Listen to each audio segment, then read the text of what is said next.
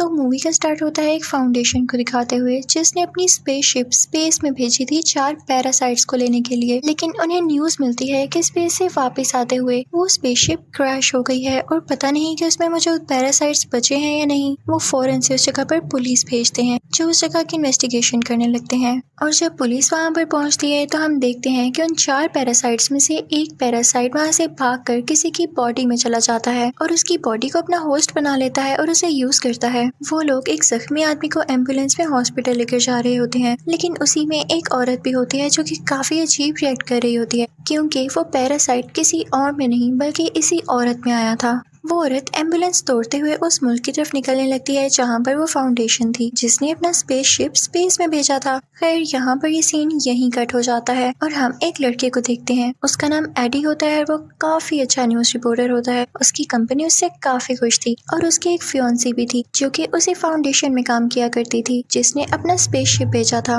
हम देखते हैं कि सुबह होती है और एडी अपने ऑफिस जाता है। उसका बॉस उससे कहता है कि तुम काफी अच्छा काम करते हो और आज जो टास्क मैं तुम्हें देने जा रहा हूँ तुमने उसको भी अच्छे से करना है। दरअसल आज तुमने इंटरव्यू लेना है उसी फाउंडेशन के सीईओ से यानी उसके ऑनर से। तुमने उससे पूछना है कि उसने अपना स्पेसशिप स्पेस में क्यों भेजा और ये सारे पैरासाइट्स का क्या चक्कर है। याद रहे तुम उसे इसके अलावा कोई एक्स्ट्रा बात मत करना क्योंकि वो काफी रिच है और काफी बुरा आदमी भी है। अगर तुमने उसकी पसंद की कोई बात ना की तो वो तुम्हें मरवा भी सकता है। तो एडी अपने बॉस से कहता है कि ठीक है, अब परेशान ना हो, मैं उनसे अच्छे से इंटरव्यू लूंगा और उनसे सिर्फ उनकी इन्वेंशन और डिस्कवरी के बारे में पूछूंगा बस। फिर रात को हम देखते हैं कि एडी अपने घर आ जाता है। उसके सामने उसके फियांसी का लैपटॉप पड़ा होता है जिस पर उसे किसी की मेल आती है और वो उसी फाउंडेशन की तरफ से थी। वो उस फाउंडेशन के किसी मेंबर ने उसे भेजी थी कि ये फाउंडेशन ठीक नहीं है, ये लोगों की जान ले रही है और ये तुम्हें भी यूज करेगी, तुम इसको छोड़ दो। उसमें उनके एक्सपेरिमेंट्स की सारी डिटेल होती है कि वो पैरासाइट्स कौन है, कहाँ से आए और उन पे क्या क्या एक्सपेरिमेंट्स किए जाने वाले हैं। मासूम लोगों को भी इसके लिए यूज किया जाएगा। एडी को जब ये पता चलता है तो वो सोचता है कि मेरे पास अच्छा मौका है। सुबह मेरा उस आदमी के साथ इंटरव्यू है तो मैं उससे सारी बातें पूछूंगा इवन तो मेरे बॉस ने मुझे मना किया है, लेकिन ये खबर काफी रॉकिंग बन सकती है।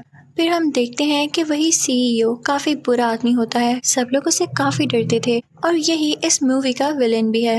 अब एडी का उस इंटरव्यू का टाइम हो चुका था तो वो उसके पास आ जाता है और उन लोगों का इंटरव्यू अब स्टार्ट होता है। शुरू में तो एडी उससे ऐसे सवाल करता है कि बताएं आपने स्पेस में क्या क्या डिस्कवरीज की हैं। फाउंडेशन का वो ओनर काफी खुश होकर इन बातों का जवाब दे रहा होता है, लेकिन तभी एडी अपने सवाल चेंज करने लगता है और उससे कहता है कि मैंने सुना है कि आप अपने एक्सपेरिमेंट्स के लिए इंसानों को चुनने वाले हैं, उनकी जान के साथ खेलकर आप अपने एक्सपेरिमेंट्स को सक्सेसफुल बनाने वाले हैं क्या। और जैसे ही वो ओनर ये बात सुनता है तो उसको एडी की बातें काफी बुरी लगने लगती हैं और वो उससे कहता है कि फौरन से अपने इंटरव्यू को बंद करो और चले जाओ यहाँ से। एडी को वहाँ से निकाल दिया जाता है और फिर एडी सीधा अपने ऑफिस आता है अपने बॉस के पास। उसका बॉस उससे काफी गुस्सा होता है कि मेरे मना करने के बावजूद तुमने उससे टक्कर ली है, अब जो इसका नतीजा होगा, जो इसकी वजह से होने वाला है, उसके लिए तुम खुद तैयार रहना। उसका बॉस उसे गुस्से में जॉब से निकाल देता है और दूसरी तरफ एडी की फियांसी को भी जॉब से निकाल दिया गया था, लेकिन उसकी फियांसी एडी से काफी ज्यादा गुस्से होती है और कहती है कि मैं तुमसे ब्रेकअप कर रही हूँ, तुम्हें जरा अकल नहीं है, तुम्हारी वजह से हम दोनों की जॉब चली गई।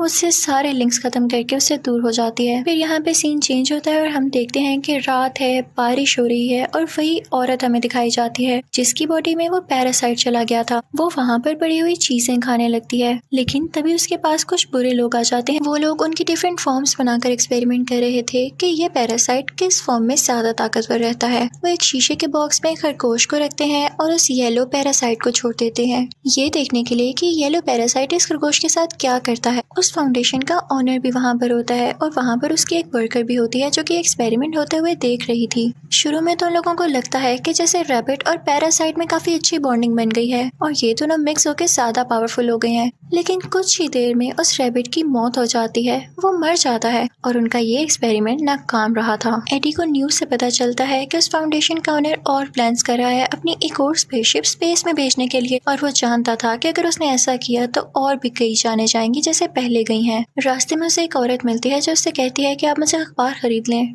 एडी उससे अखबार खरीदता है और साथ ही एक स्टोर में आ जाता है। वहाँ पर एक चोर आता है और उस स्टोर को लूटने लगता है, लेकिन एडी चुप करके अपनी चीजें लेता है और वहाँ पे करके वापस आ जाता है। दूसरी तरफ हम उसी फाउंडेशन कंपनी की लैब को देखते हैं जहाँ पे वो ऑनर होता है उसी क्लासेस वाली वर्कर के साथ और अब वो जानवर की बजाय किसी इंसान पर उस पैरासाइट के साथ एक्सपेरिमेंट कर रहे होते हैं। लेकिन वो पैरासाइट इंसान की बॉडी के साथ भी नहीं मिल पाता और उसकी जान ले लेता है। उस क्लासेस वाली लड़की को ये सब देख के काफी बुरा लग रहा होता है। वो फौरन से वहाँ से एडी के पास जाती है और उसे बताती है कि हमारी फाउंडेशन में ये सब हो रहा है। वो उससे मदद मांगती है, लेकिन एडी कहता है कि मैंने अब ये प्रोफेशन छोड़ दिया है और मैं अब किसी के साथ टक्कर लेने वाला नहीं। तो वो वर्कर कहती है कि समझने की कोशिश करो, वो ओनर बहुत बुरा आदमी है, वो सबकी जान ले लेगा। वो दरअसल इस दुनिया पे जिंदा रहना चाहता ही नहीं है, क्योंकि वो जानता है कि दुनिया जल्द ही खत्म होने वाली है। वो स्पेस पर एक्सपेरिमेंट्स कर रहा है ताकि वो वहाँ रह सके। तभी दोस्त ने वहाँ से 4 पैरासाइट यहाँ पर लाए। वो पैरासाइट कोई और नहीं बल्कि स्पेस के क्रिएचर्स थे जो कि काफी पावरफुल थे। लेकिन जब उन 4 पैरासाइट्स को यहाँ पर लेकर आया गया तो उनमें से एक पैरासाइट तो फौरन ही वहाँ से भाग गया था और अब जो बाकी 3 बचे हैं वो ओनर उन पर एक्सपेरिमेंट्स कर रहा है और मासूम लोगों की जान ले रहा है। वो एडी से कहती है कि प्लीज कुछ करो, तुम तो जानते हो कि कैसे अप्रोच करना है न्यूज रिपोर्टर्स को, तुम इस न्यूज को पब्लिश कर दो ताकि वो ओनर पकड़ा जाए। मुझे नहीं बर्दाश्त होता कि लोग मर रहे हैं। तो एडी कहता है कि ठीक है, मैं सारी बात समझ गया हूँ, तुम परेशान ना हो, मैं जल्दी कुछ करता हूँ। एडी चुपके से उस लैब के अंदर जाता है जहाँ पर वो देखता है कि वाकई ही इंसानों पर एक्सपेरिमेंट्स हो रहे हैं। वो प्रूफ के तौर पर, एविडेंस के तौर पर उन सब लोगों की पिक्चर्स लेने लगता है। तो उसे पता चलता है कि जिस औरत से वो अखबार लिया करता था वो भी वहाँ पर है। एडी को बहुत बुरा लगता है और वो उस लड़की की जान बचाने के लिए उस कांच को तोड़ने लगता है, यानी उस ग्लास डोर को तोड़ने लगता है। वो लड़की वहाँ से बाहर आ जाती है, लेकिन वो उसी पैरासाइट से जुड़ी हुई थी। वो पैरासाइट उस लड़की की बॉडी छोड़कर एडी की बॉडी में आ जाता है और अब एडी की बॉडी पर उस पैरासाइट का असर होने लगा था। सारे गार्ड्स एडी के पीछे लग जाते हैं और एडी वहाँ से भागने लगता है, लेकिन वो इतना तेज भाग रहा होता है कि कोई भी नॉर्मल इंसान में से भाग नहीं सकता। इसका यही मतलब था कि पैरासाइट ने उस पर असर किया था। वो एक जंगल की तरफ भाग जाता है और काफी ऊंची ऊंची जंप्स लगाता हुआ एक दरख्त पर चढ़ जाता है और गार्ड से अपनी जान बचाता है। जब सब लोग वहाँ से चले जाते हैं तो एडी अपने घर आ जाता है और घर आकर पानी पीने लगता है काफी ज्यादा। उसके घर में जो भी सामान पड़ा हुआ था वो उसे खाने लगता है। उसकी भूख जैसे मिट ही नहीं रही थी, लेकिन उसे वॉमिटिंग होने लगती है। फिर उसका दिल काफी खराब हो रहा था और उसकी बॉडी में चेंजेस आ रहे थे। यहाँ तो उसकी शक्ल भी बदलने लगी थी, जिसे देख के वो काफी परेशान हो रहा था। उसे कुछ नहीं समझ आता तो वो परेशानी में अपनी फियांसी को कॉल करता है। तो उसकी फियांसी कहती है कि मैं तुमसे हर लिंक खत्म कर चुकी हूँ और मैं अब किसी और के साथ हूँ। लेकिन एडी फिर भी जिद करता है उससे मिलने की और फिर उससे रेस्टोरेंट में मिलने जाता है। वो रेस्टोरेंट में मौजूद सारी चीजें खाने लगता है, लेकिन कहता है कि मुझे इसको खा के एनर्जी नहीं मिल रही, ये मरा हुआ मीट है, मुझे जिंदा चीज तो खाने के लिए। साथ ही उसे एक एक्वेरियम नजर आता है जिसमें बैठ के वो वहाँ पर पड़े हुए क्रैब्स खाने लगता है। इनफैक्ट एडी की बॉडी में अब वेनम आ चुका था, यानी उन 4 पैरासाइट्स में से सबसे ज्यादा स्ट्रॉन्ग पैरासाइट। तभी तो उसने इंसान की बॉडी को अपना होस्ट बना लिया था। लेकिन एडी के फियांसी को और उसके दोस्त को ये बात समझ ही नहीं आ पाती, तो वो उसका स्कैन करने उसको हॉस्पिटल ले जाते हैं और उसके बाद एडी को उसके घर भेज दिया जाता है कि जैसे ही रिपोर्ट आएगी हम आपको बता देंगे। और अब हम फाउंडेशन का सीन देखते हैं जहाँ के ओनर को किसी तरह से ये पता चल जाता है कि उसकी वो वर्कर जो क्लासेस वाली थी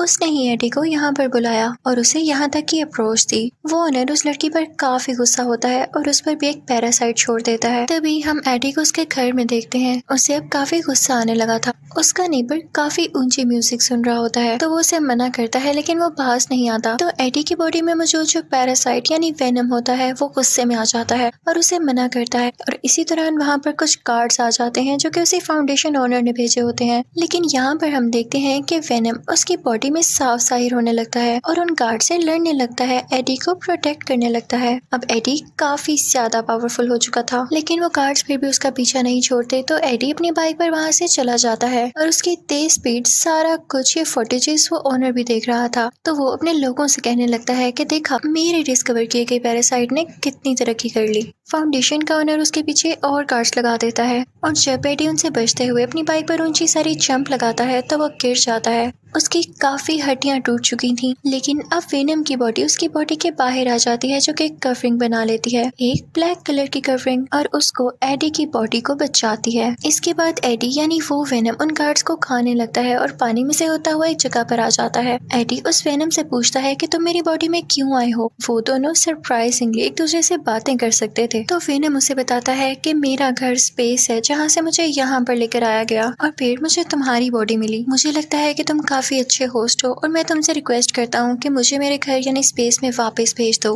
अब एडी के पास वो सारे एविडेंस होते हैं जो उसने पिक्चर्स क्लिक की थी उस फाउंडेशन में कि लोगों के साथ कितना जुल्म हो रहा था। वो अपनी कंपनी जाता है ये बताने के लिए, लेकिन उसका साथी उसे अंदर ही नहीं आने देता।